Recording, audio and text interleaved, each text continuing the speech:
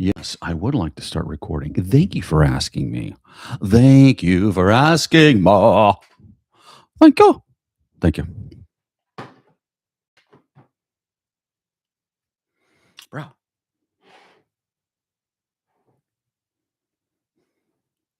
Like that? Right there. First of all, that actually looks it looks like it's a clock that I actually have like superimposed. That is so funny, man. That is so funny. Mm. Crazy day. Mm. So much to get into.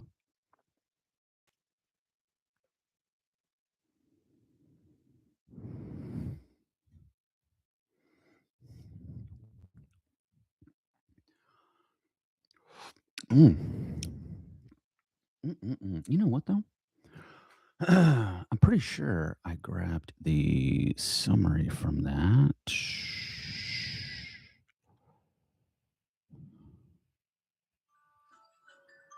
Is that the boy? Okay. Not yet.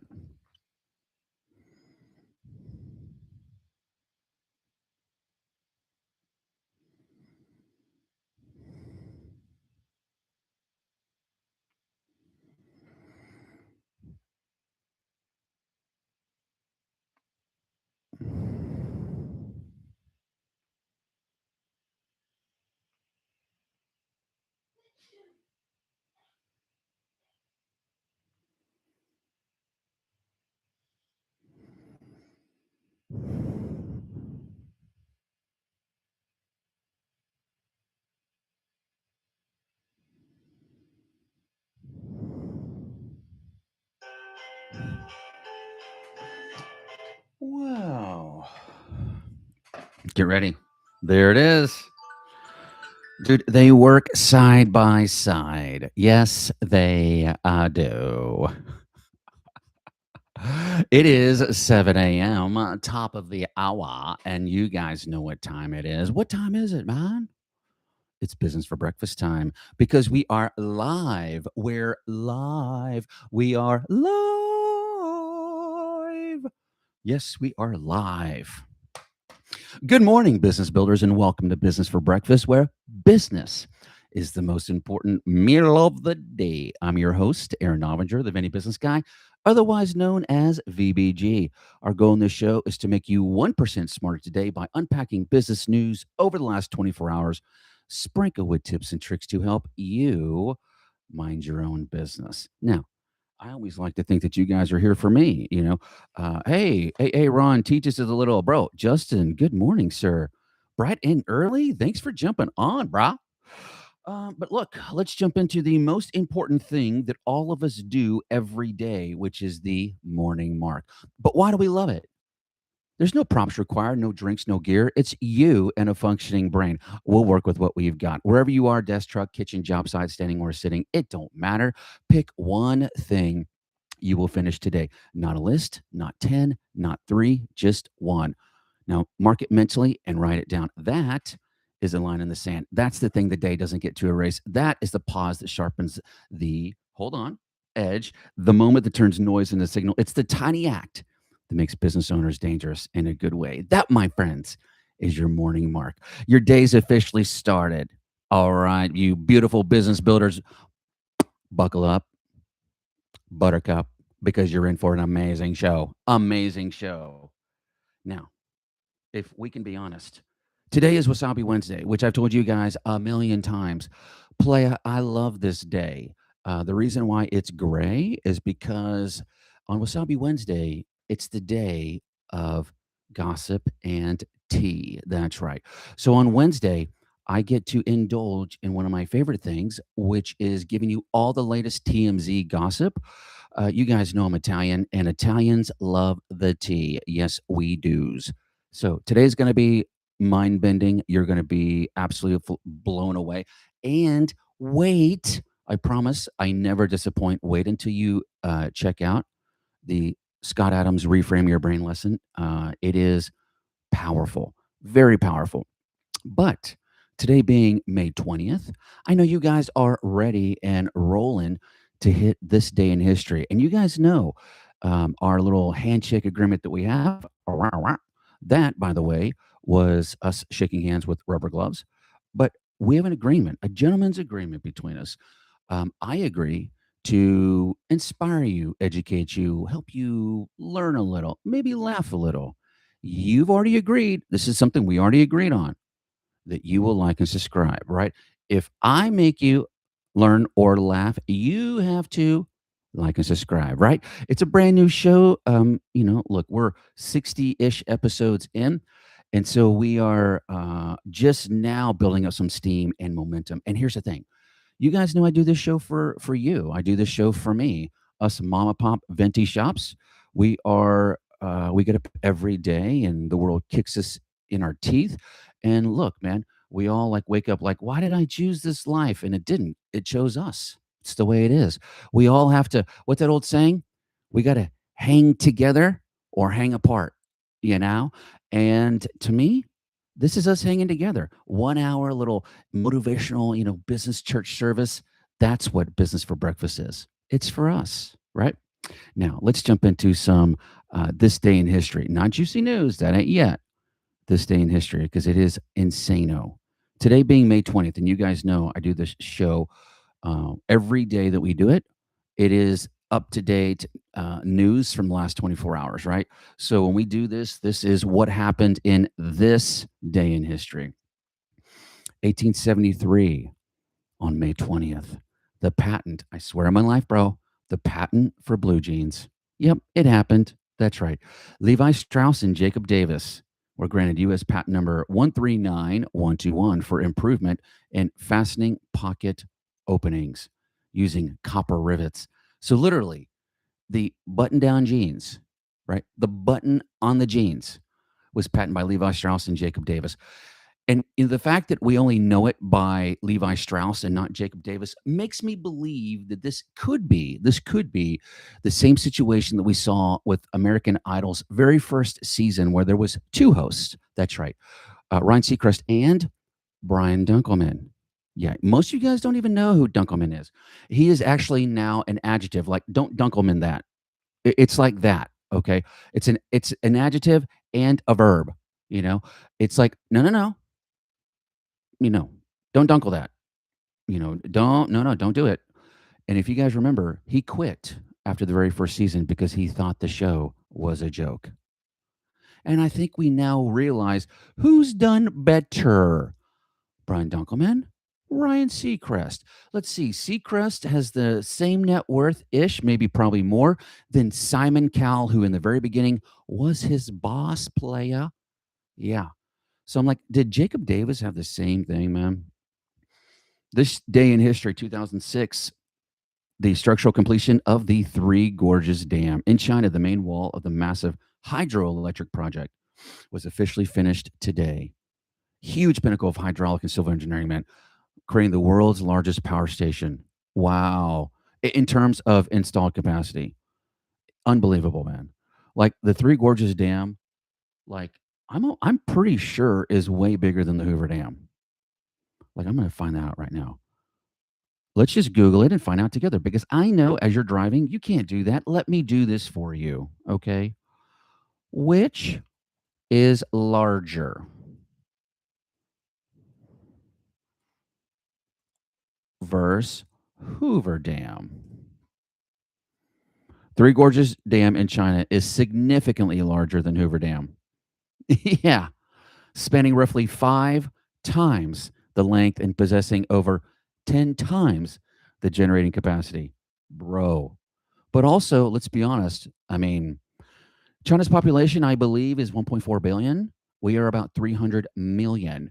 So 10 times is 300 million. 10 times is 3 billion. So what are they, 5 times ish bigger than America? Ish. Yeah, man.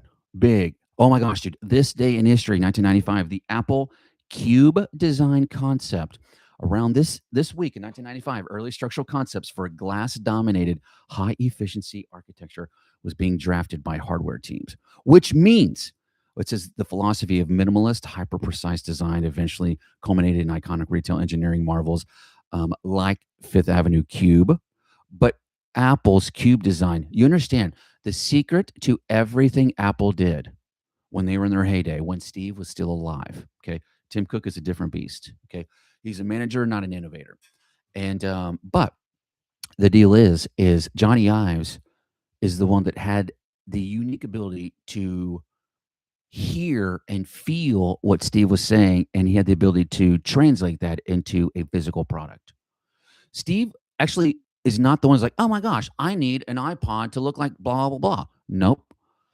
I want like I don't want buttons. I just want a dial, something like that.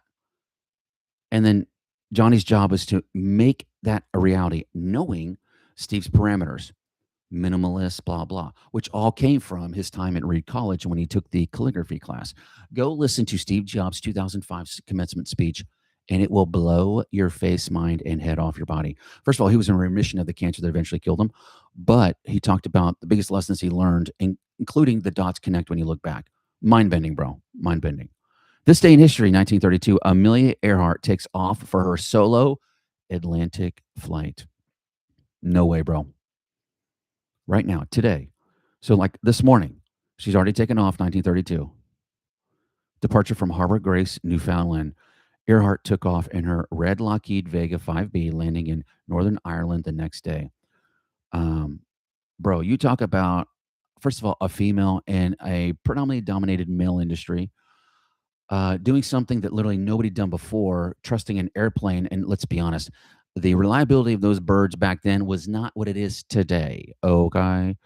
I remember when I was getting my pilot's license, which ironically, I am wearing that shirt today. I don't know if you guys can see this. I survived my first solo flight. I got this a few years ago, but they teach you whenever you're prepping, and you have a checklist. Obviously, you have a pre-flight. You have all these different checklists, right? And they tell you that every item on this checklist was written in blood, meaning if it made it to the checklist, it's because somebody died, and then they had to fix it to make sure it never happens again. And 1932, that checklist was pretty small, bro. Pretty small. I wonder if one of the things on the checklist is do not fly through the Bermuda Triangle. Isn't that where she supposedly disappeared? I think. I don't know. Maybe I'm confusing stories. But this day in history, also aviation, 1927, Charles Lindbergh departs on the Spirit of St. Louis. Shut up. Shut up, dude. Shut up. She freaking did it on purpose. She did it on the same day, basically in honor of Charles Lindbergh, because 5 years before, before Amelia took off, Lindbergh took off from Roosevelt Field in Long Island, New York, on the first solo, nonstop transatlantic flight to Paris. Shut up, dude. He stripped everything out of the plane to make it as light as humanly possible. But Amelia, basically in honor of him, because obviously she wasn't the first, but she was one of the first, and I believe she was the first female to do it. But she did on the 5-year anniversary to honor him. Unbelievable. Unbelievable. This day in history, 1862, the Homestead Act is signed. Abraham Lincoln, bro, signed this landmark piece of legislation and law, opening millions of acres of public land to settlers. Is this literally how BLM land started? Shut up, bro. Hold on, let me just find out. The Homestead Act. I'm going to find out. Is the Homestead Act of 1862 where we got BLM land from? Not quite. Homestead Act is the opposite. It's the law the U.S. government used to give away public domain land to private settlers. Okay. Whereas BLM is actually government owned, basically open source land. Because you always hear about people that are full-time RVers or campers or whatever. These nomadic type individuals are always because BLM is west. You get a crap load of BLM land. Let me just see. I'm going to look at a map. Map of U.S. BLM land. And it is, bro, it is like 90% of it. Like if you got the US right here, this is basically California. Well, actually, from the way you're looking at it, this is probably East Coast, West Coast, however it is. Here's the US. 1/3 of it, basically from the California up through basically like halfway through Kansas. So like mid Kansas to California, just littered with BLM land. Really freaking amazing, man. This what did I tell you guys? You're gonna learn something today, playa. And if you do, you know you got to like and subscribe. Okay. Bro, something a little sad, but that's okay because we're gonna shift into some amazing birthdays. But this day in history, 1940, first prisoners arrive at Auschwitz. Mm. By the way, hold on.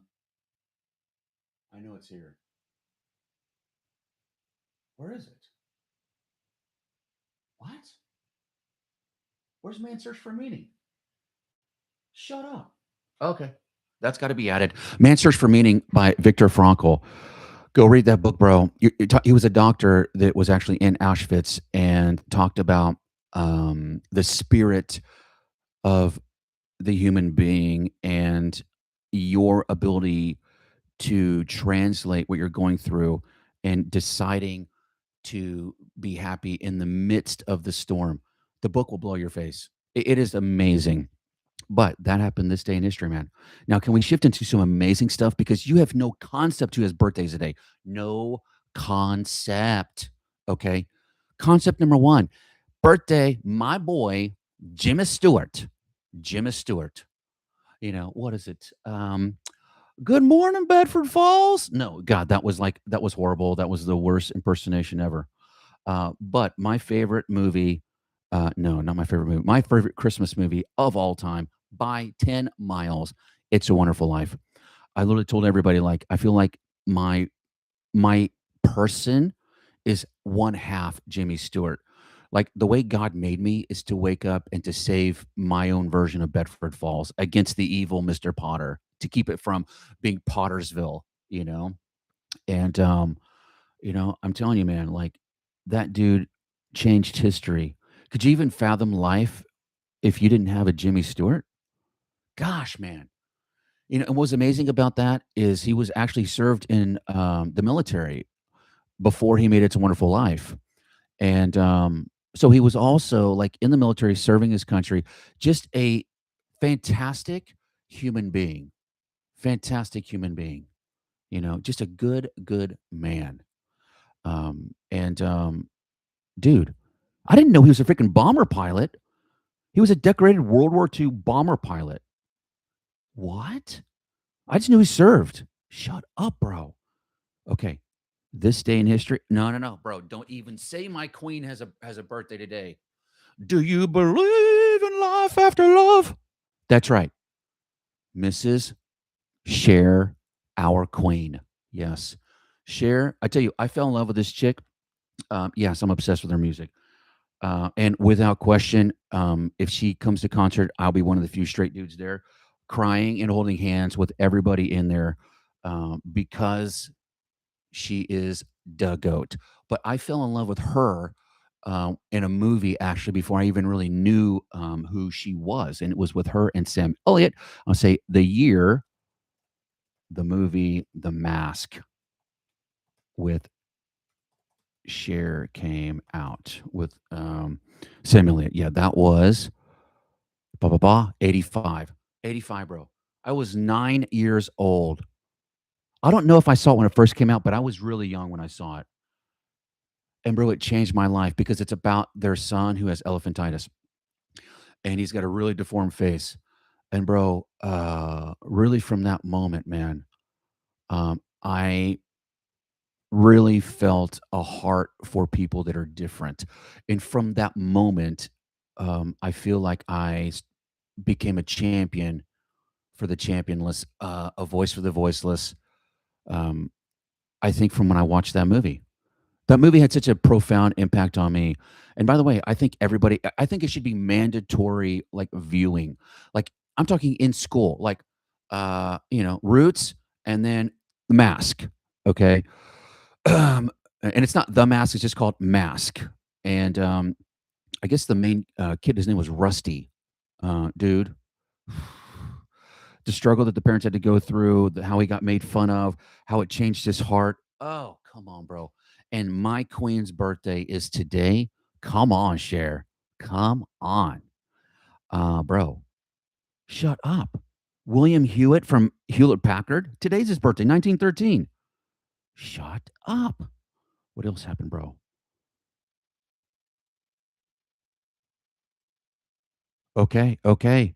Here's our national days. And you guys know we got to rank them gold, silver medal.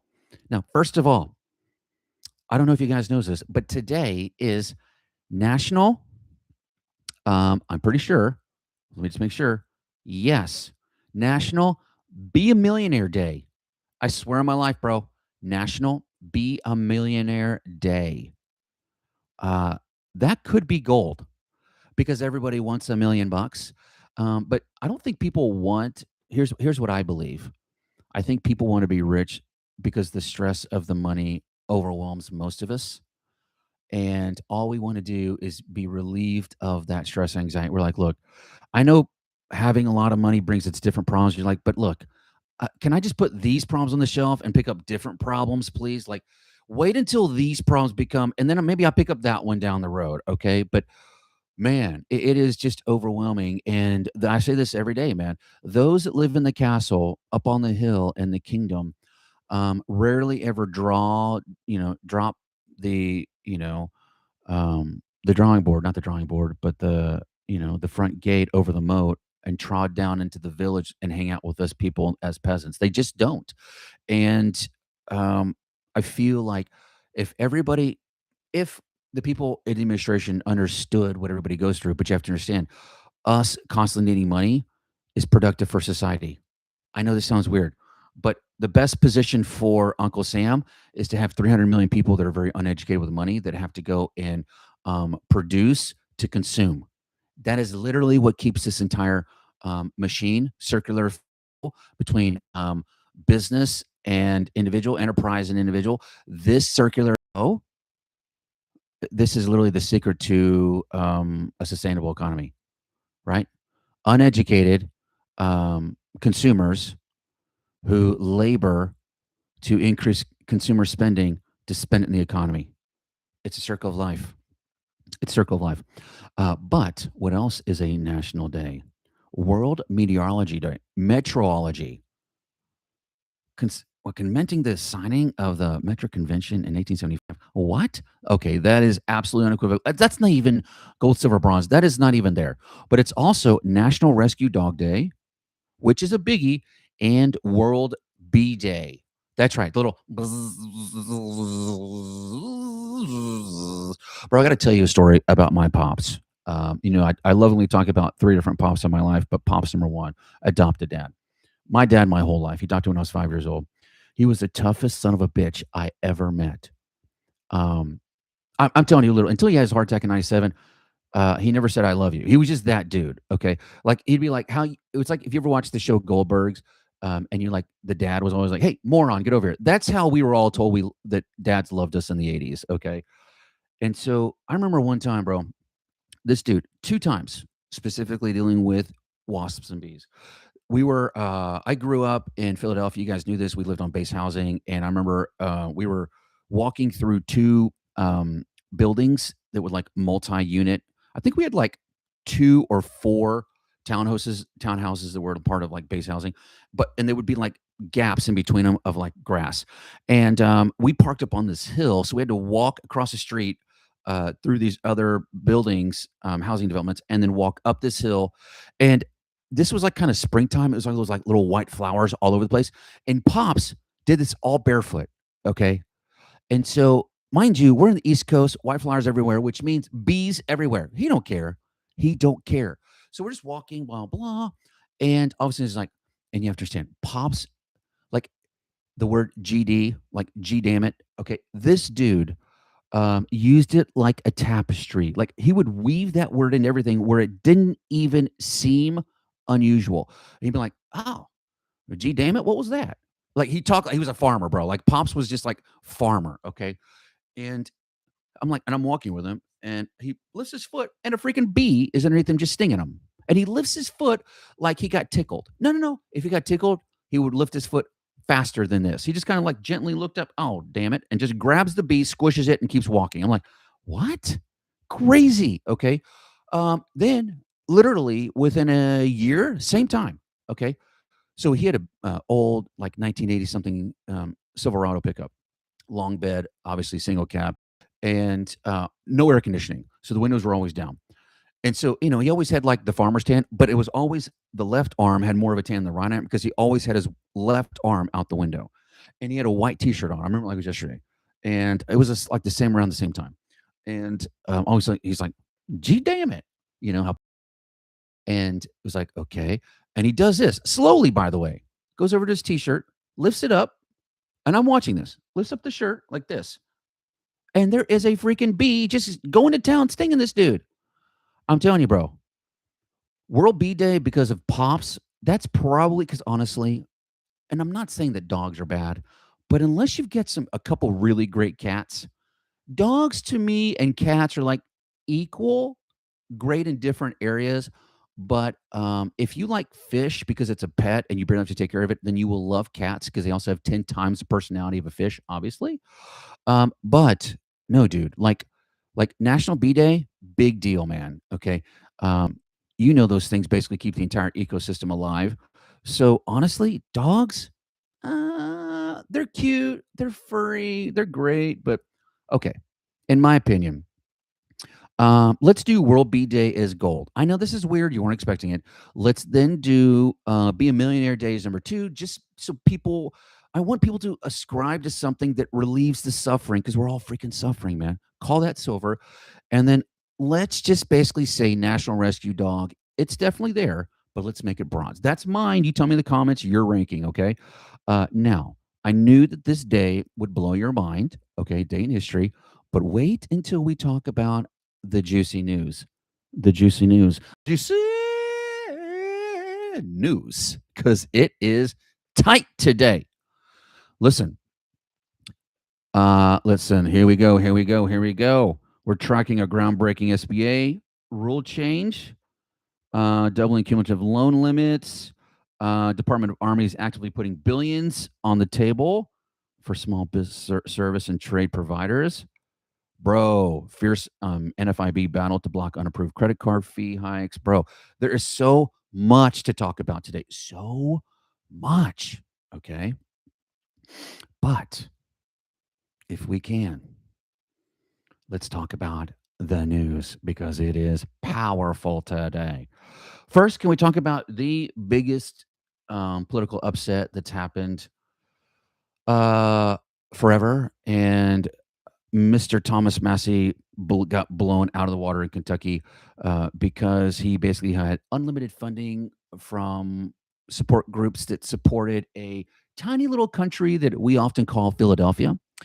And yeah, so the guy that was backed by Trump and all the money, Ed Gallen, basically just defeated him.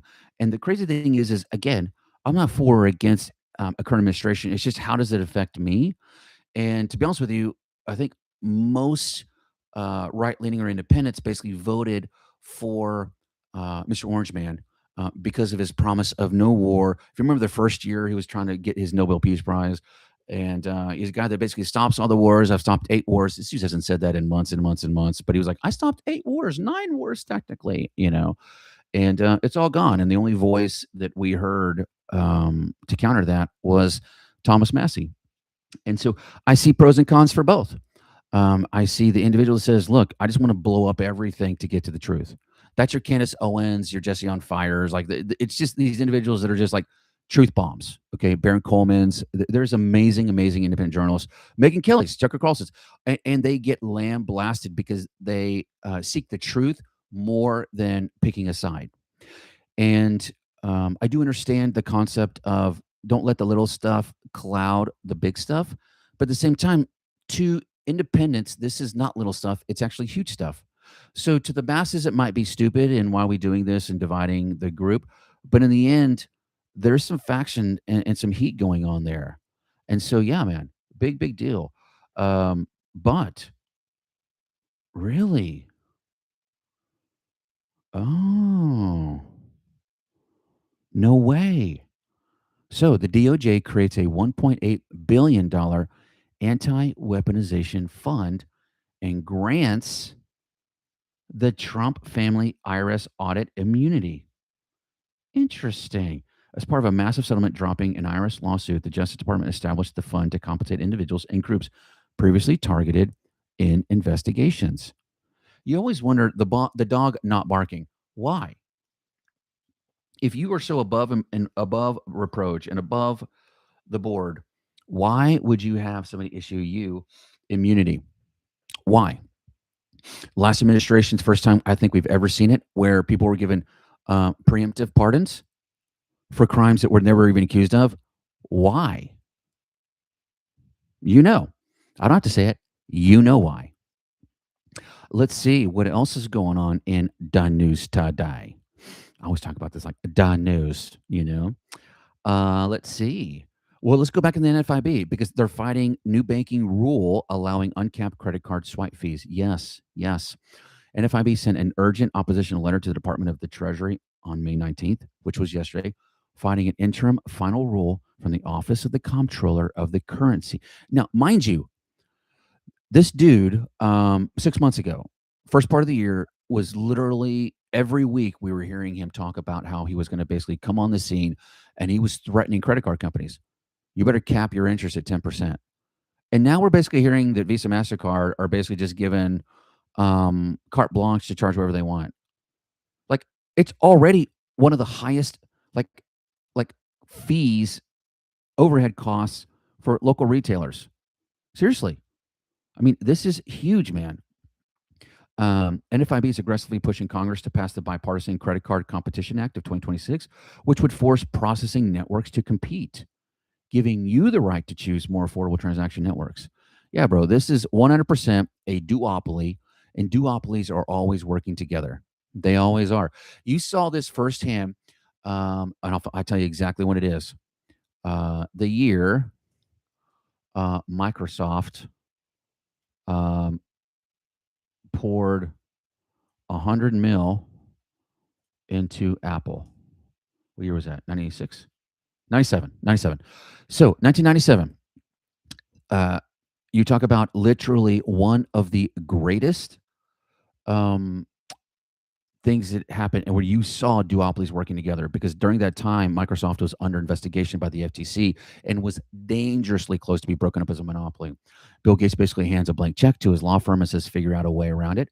They come back, 2 suggestions. Number 1, Apple's about to go out of business. This is before they brought Steve back as the CEO. So if you remember, he and the Steve Jobs, the current CEO, who used to be the CEO, I think, of PepsiCo, they got into it. Steve is arguing with the board, acting like a child. It's him or me. They pick the guy that's like rational and not crazy and yelling at everybody. And then Steve says, fine. And he quits, walks out like a child, you know, storms out. Then he goes and starts Pixar. Yeah, Toy Story. Pixar. Then he goes and starts Next Computer. Then Apple buys Next Computer, brings Steve in as iCEO. First keynote speech after that, because Apple was about to go out of business. And Microsoft knew we must have 2 to keep the FTC off our back, right? Can't be just Microsoft. We got to have Microsoft and Apple for OSs, right? Fair competition. And guess what Microsoft does? Infuses $100 million into Apple computers, right? The keynote speech, I watched it live when it happened. When I saw this, it blew my mind because you saw the entire audience, okay? Because Steve Jobs is like, and we've got a new partner, and it was like a screen, and he's in via satellite, and they flipped to the screen. It was Bill Gates. The entire audience simultaneously boos, same time. Bill Gates just recently, if you remember, he was walking around, and somebody came up to him and threw a pie in his face. This dude is king of his, but he was with Melinda Gates. See, he ain't a great dude, okay? Mr. Rogers sweaters. He's great at Rogers. That's an image. He's been the same dude since then, Okay. And so the second thing is they basically, that's when Microsoft kind of created the, what I always call the lazy river business model. Peter Thiel calls it Monopoly 2.0. And what you see today, we have 10 companies valued over $1 trillion. The acronym is BAM BAM Want. You'll see that no company was ever supposed to be valued at $1 trillion. When the Sherman antitrust laws were put in place in the 1920s to break up Standard Oil, that was to make sure that never happened again, except Bill Gates and Microsoft in the 90s figured out how the bypass. And how you bypass this is you can't own the majority of an industry, but you can own big pieces of a lot of industries that all coincide together. They're all part of the lazy river. Lazy river, when I talk about that, you've been to a water park, a big water park. They always have lazy rivers. And the nature of the current takes them to all the rides, right? And so the lazy river business model, and you'll see Microsoft was the very first one. They have over a dozen divisions today worth over $1 billion. Apple was the best at doing this. Back in the day when Steve was alive, he knew that he could sell you an iPod Touch, and within 5 years, you'd have a MacBook. Just knew it. It was like you were in the ecosystem and you were not getting out of the Apple. It was like quicksand, like it sucks you in and you can't get out. Okay. So, dude, huge story. So we're talking about duopolies. Visa, MasterCard absolutely unequivocally work together. Of course they do, you know. So they're going to fight this with everything in them because they love having total control of the pricing. They love it, right? Shut up, bro. Great story. US Army kills procurement red tape, launching billions in direct small business one-on-ones. Here's the story, man. U.S. Army Mission and Installation Contracting Command, the MICC, M-I-C-C, kicked off its 2026 Advanced Planning Briefing for Industry this week, putting over $3 billion in direct small business awards on the table. Shut the front door. Bro, my client David has got to know this story. Hold on a second. Let me grab this story. Okay. I'm going to go right here. Let me paste this in Claude. 2 seconds, please. I need to real quick just build a quick marketing campaign for my client on how he can take advantage of this. While I'm talking to you, do me a favor and give me step-by-step instructions to get my first easy contract, government contract in 90 days using this story as reference. Oh, shit. Let's see what happens, dude. When you understand, you can literally think and create on demand. Because of AI, it's like having your own internal mental 3D printing machine. Like it's like I have an idea, execute. It's created. Okay, it's created.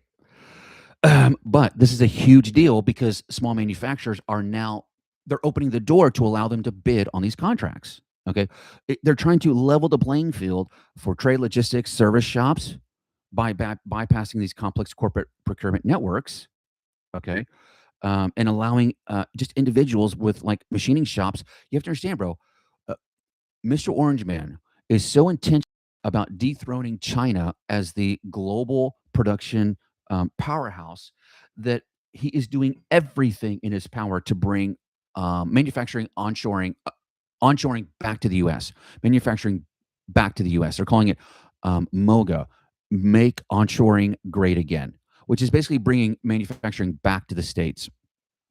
And trust me, within a few years, because we lead everybody when it comes to robotic tech. I mean, dude, if you know what the Optimus 3 is already doing, wait until you get to Optimus 4 and Optimus 5.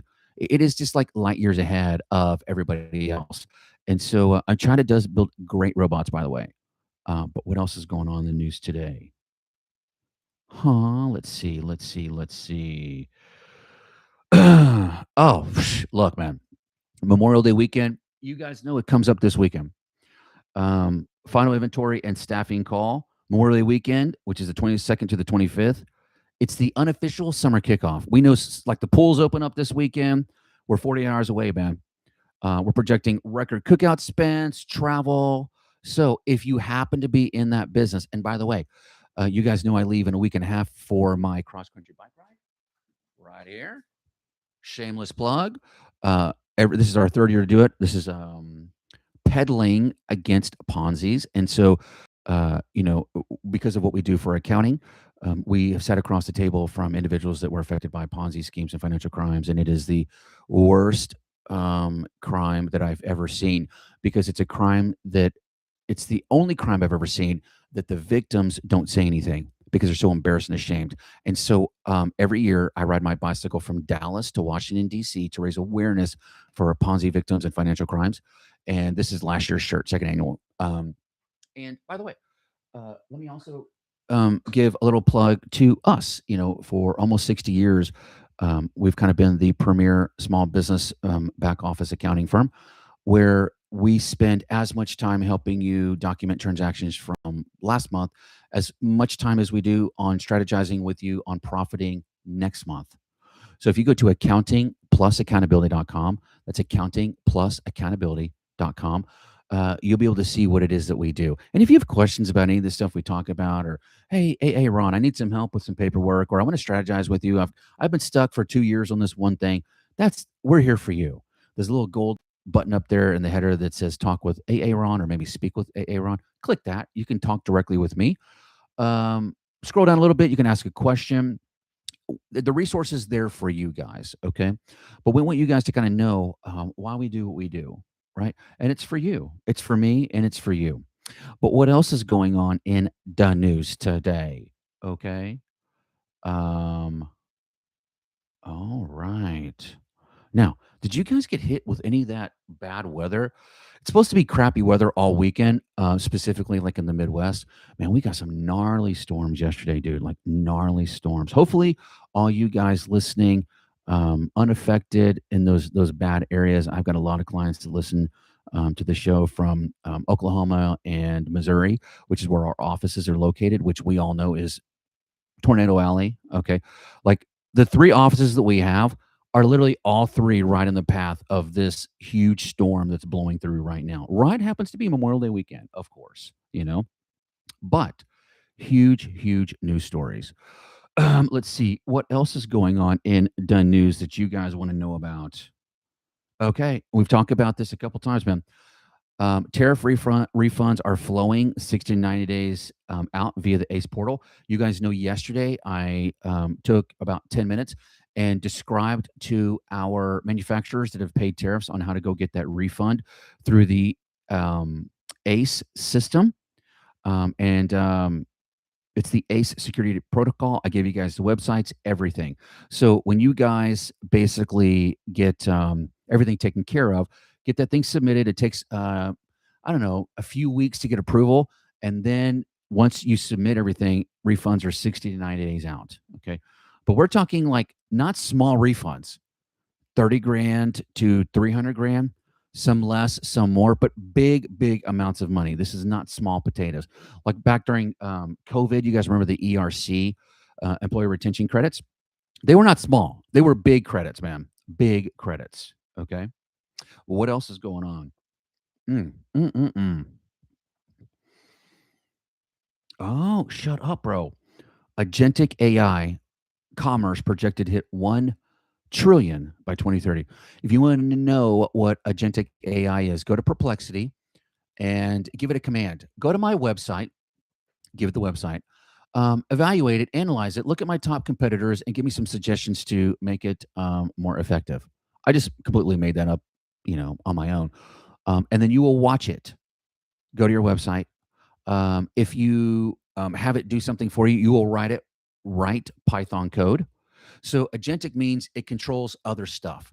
Like it knows what you want and it says, all right, I got you, playa. Let me move on your behalf. And it can move outside of its element.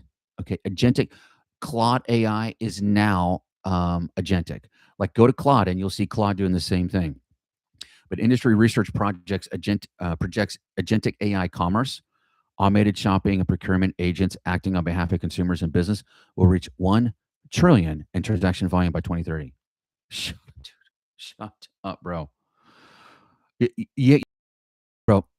everything that we do, websites and everything, are now being crawled by AI, not just by humans, now by AI. Okay, this is a big, big deal, right? But we've got a couple more stories, and we're going to jump into Wasabi Wednesday because it is so freaking amazing. You know what? Let me just make sure. Hold on.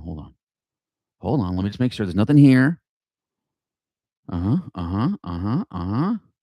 Already did that one. Did that one. Did that one. Okay. We're ready.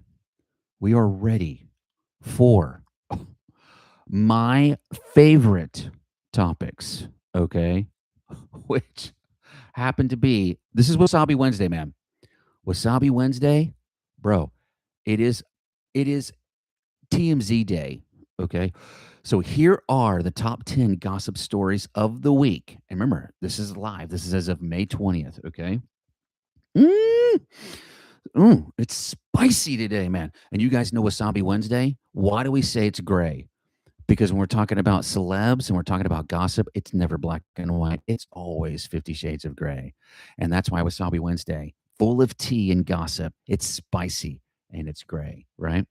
But man, last 7 days were straight chaos, bro. Taylor wedding countdown, Housewives of Beverly Hills reunion meltdowns, royal anniversary shade, Blake still in the trenches. Buckle up, babies. Let's go. Taylor Swift and Travis Kelce wedding rumors on steroids, bro.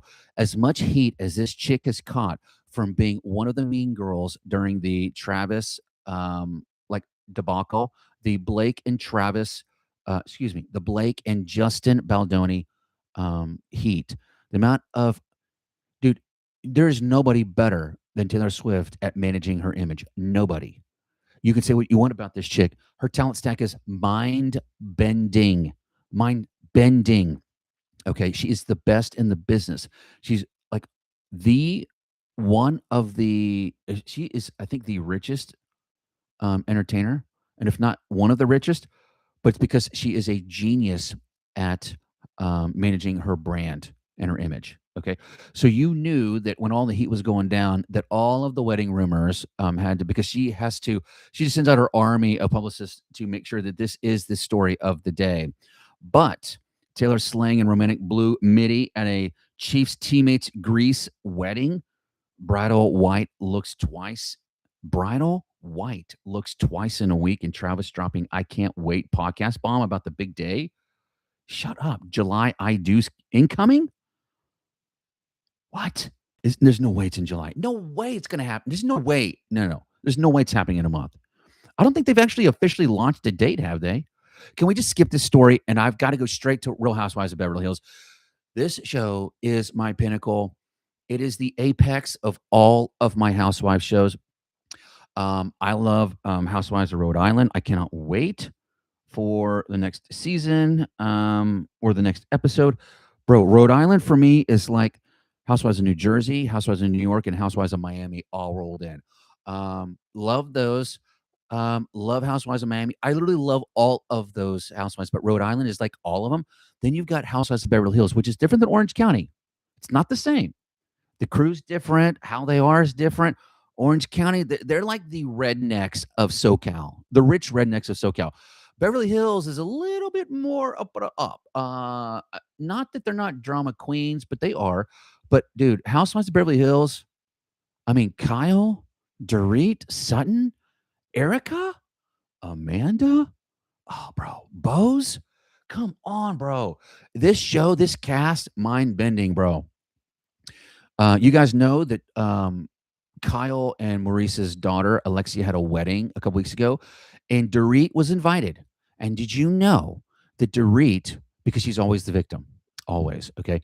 But you know that basically Kyle goes up to her to be respectful. Hey, how are you?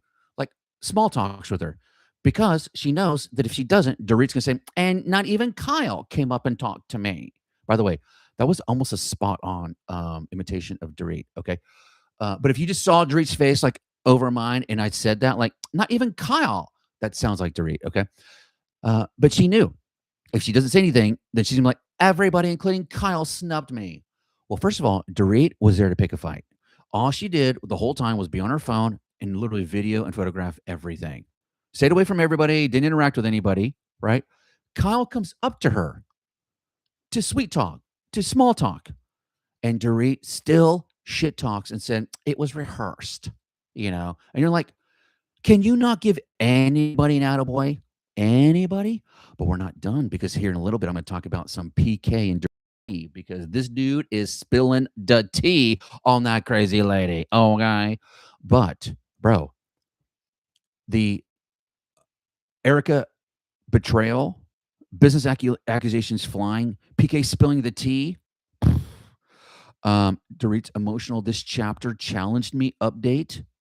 Andy dragging lateness, broke bitches vibes everywhere. This is so freaking classic, bro. This is so classic. And if you guys didn't watch the 3-part reunion series that just happened, and I think it's season 15 of Beverly Hills? Rojo BH. I think it's 15, but it just happened. And yes, I've watched all of them. But what else is going on? In Wasabi Wednesday land, Blake Lively posts Baldoni settlement shade fest continues. This chick is literally, first of all, news text drop. She's going after tens of millions actors, quietly distancing, but Blake stepping out unbothered at Fendi event looking like the queen who won. Justin Simmons clapping back hard. Public opinion war still raging.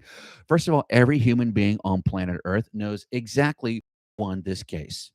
Everybody knows it. How is it a month ago, a judge basically kills 10 of the 13 charges against Baldoni, including him personally, where she can only sue like Wayfarer, and then somehow they get on this and like, it is a victory for us, and you're like, right, but it's not. And supposedly this chick is now like $2 million in debt, owes everybody their dog money right now. And she won't give up. She can't just move on. She has to fight and fight and fight. And when people commit, bro, it's like you can't commit because then you have to admit it. And so you have to commit to the end. That's the problem with lying, bro. When you have to commit to the end. Speaking of committing to the end, Harry and Meghan dropped never before seen wedding pics for 8th anniversary. You talk about people that never end. How in the hell has this chick still figured out how to stay in the limelight? Everybody's canned this chick. Netflix, done. Nobody wants to touch this chick with a 10-foot pole. Prime won't touch her. Anything that she touches literally turns to mold. She is like the anti-minus touch. Yeah, she's the anti-minus. Everything that he touched turned to gold. Everything that she touches turns to mold. Oh my God. I just created something that is going to be the everything he touched turned to gold. The anti-minus touch. Everything you touch, mold. That is freaking Meghan and Harry, especially her.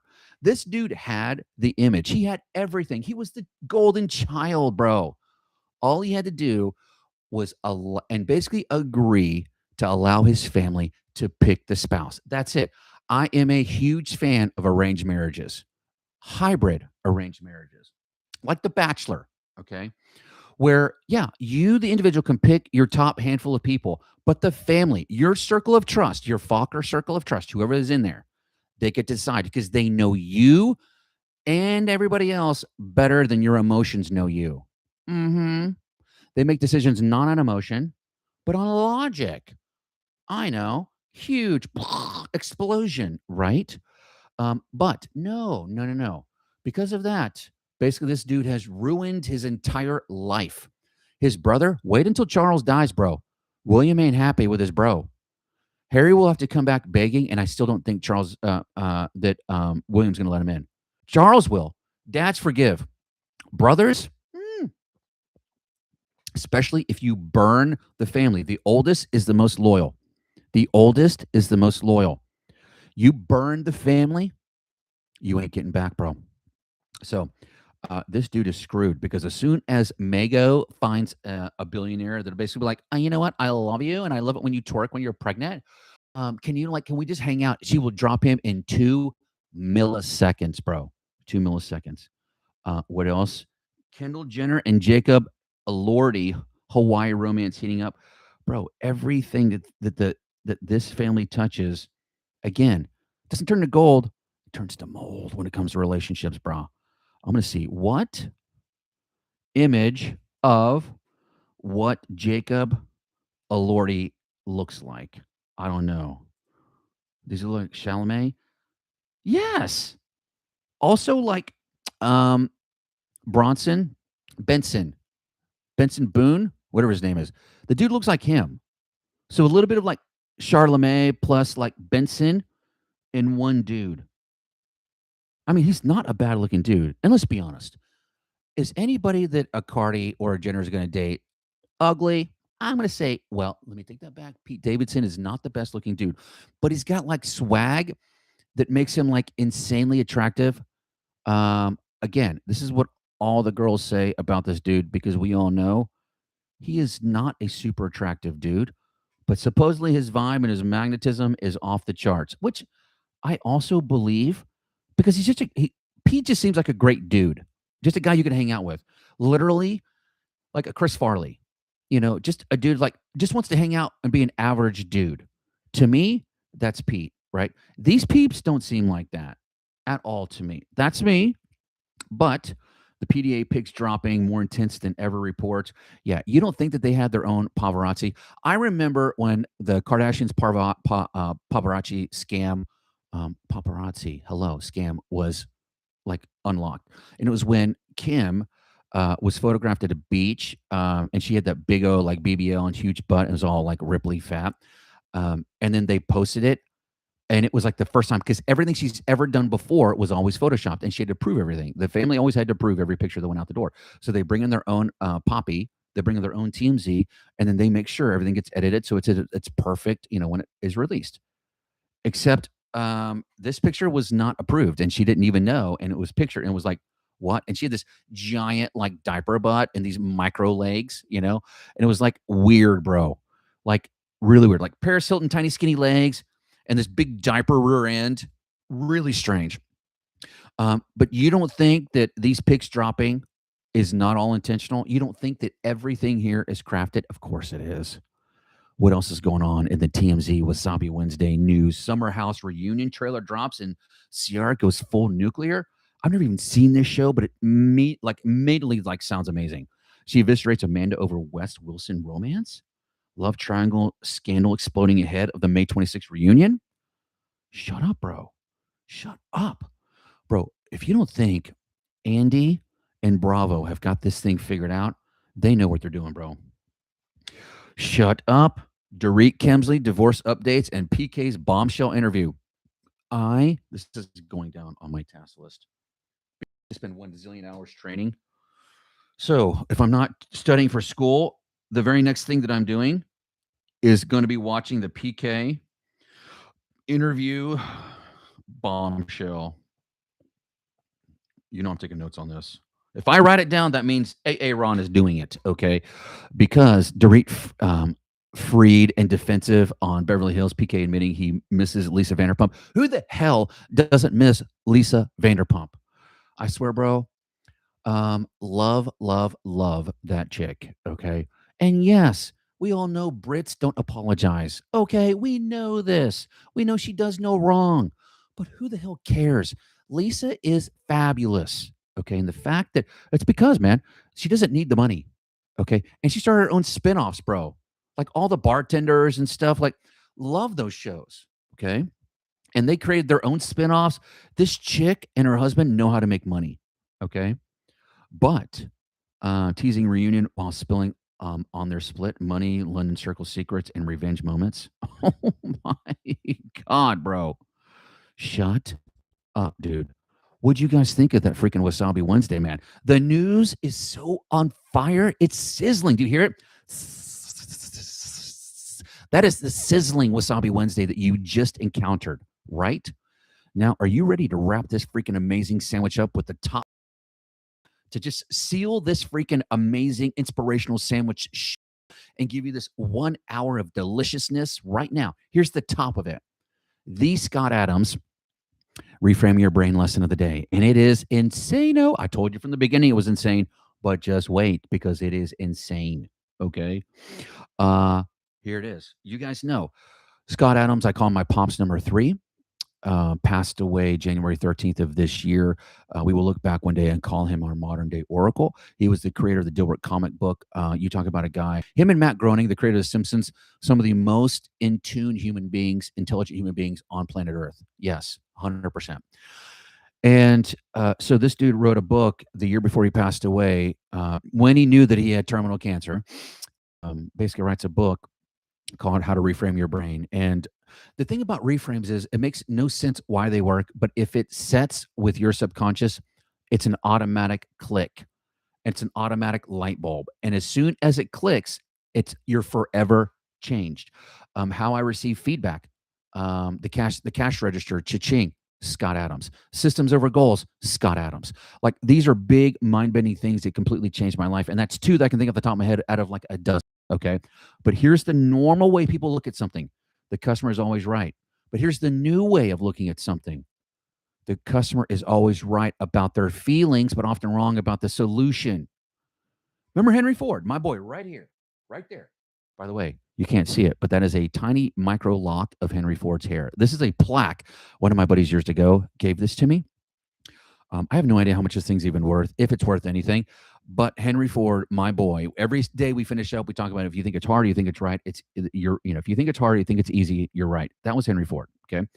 But this dude, when he created the mass manufactured automobile, people ask him, how did you think of doing this? He goes, because nobody really was asking for it, because Benz was already making automobiles but for rich folk. Okay.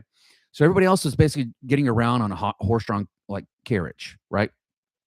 And they asked him, how did you know to give, the customer this? And he goes, if I listened to my customer, what they were asking for was a faster horse. The customer was feeling a need for more efficient speed to be, they wanted to get faster, protect the environment. So they envisioned a bionic horse that had like a carriage over the top of the horse. Henry Ford said, yeah, but why don't I just give you an automobile and we'll accomplish all at the same time, right? Why is this a big deal for us? When your customers complain, the emotion is data. Listen to me, the emotion is data. Trust me, I'm doing this right now, bro. My office manager in the Arlington office was like, bro, I got my butt chewed 2 hours by a customer, and by the way, this customer, Julie, literally this company, they became a customer way after I was already one of their long-term customers. They literally set the standard in customer service. And so if this owner does not see our service at hers, she's losing her mind. And you guys know, we do really, really good, but we are not perfect.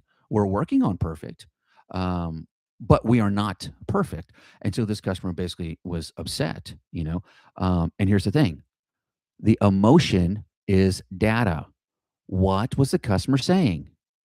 Oh, on Thursday, we have 3 offices and we have one unified phone system. Thursday, the way our phone systems work is if you call one office, it should ring the next office. And if that office doesn't pick up, then it goes to voicemail. That process was broken. So the phone just rang and rang and rang and rang. There. It just went back and forth until somebody picked up the phone. Nobody did. Was irate. Should be. Call a business, they don't answer the phone. Rings for 1 million hours, like 1 million rings. It doesn't make any sense, right? But if you look at it from the point of view of, oh, this is an opportunity, we can fix this. If you have the mindset about getting excited and giddy over problems, bro, you have no concept of how powerful you're about to be. You are literally white hot lightning that can melt rock. If you have the ability to take feedback, negative especially, and say, guys, look, we got an opportunity to fix something. What's the customer saying?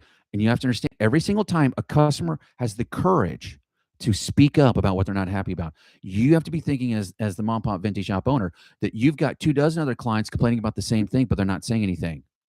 Yes. Thank the customer for the feedback. Thank them, because their emotion is data. Okay. The fix, but the fix is rarely the right one. Let's make it cheaper usually means help me feel like I've won. Refund me often means acknowledge that I matter.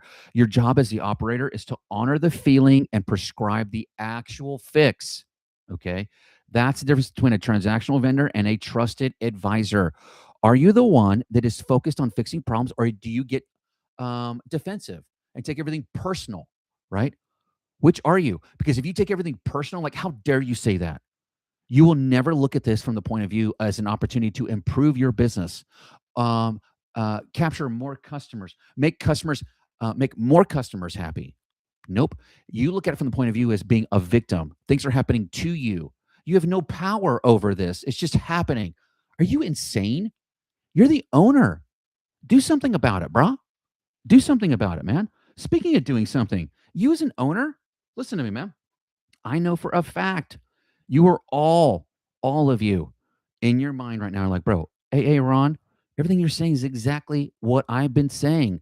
I need help in this. I need help. I've been stuck for 2 years. Can we talk about, some of the things you talked about? I can talk about some taxes, some payroll, some accounting, bookkeeping, whatever it is, man. You want to talk strategy, consulting, go to accountingplusaccountability.com, accountingplusaccountability.com, and you'll be able to reach directly with me, schedule a time to talk with me about anything. It links directly to my calendar. We'll talk about anything you want to talk about.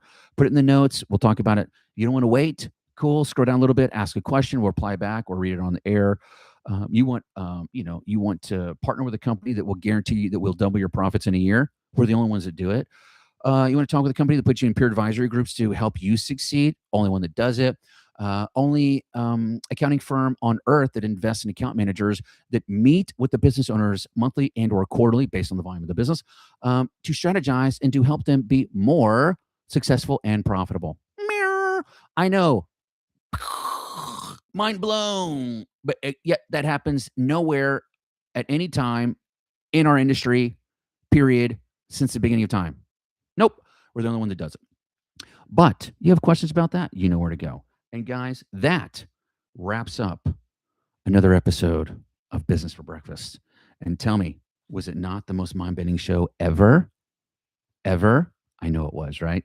But remember, guys, if you think that it's hard or you think it's easy, you're right. Don't just work in your business. You got to carve out time to work on your business. I want you to make sure that you're minding your own business.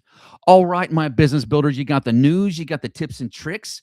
Now go own this day. My name is Aaron Novinger, the Venti Business Guy, and you guys know what time it is. It's time to get to work.